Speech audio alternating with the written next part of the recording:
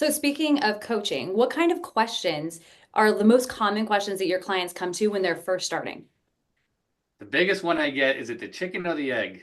Do we raise money first or do we find the deal first?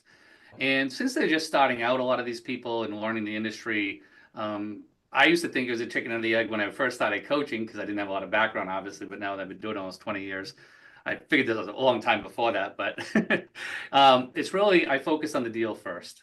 And the reason I focus on the deal aspect, because I really break it down into the two categories, finding the deal and funding the deal, and then everything kind of falls underneath that. Um, and I focus on that first because it takes some time. You got to build relationships with brokers to be able to find the properties.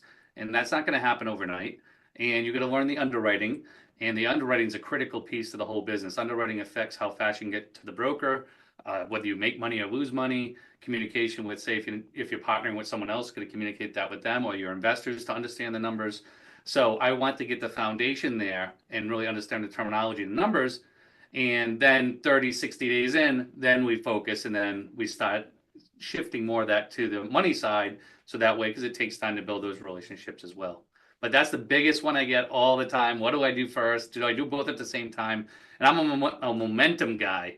Like I want to build momentum in a certain area, right? If you're trying to do two or three things at once, it's hard to really get going. So that really helps them get going, knowing their market, making sure they're even in the right market before they can talk to investors, right? Being able to explain why this is a good market, why I'm in there, because that helps, like we just talked about, mitigate your risk.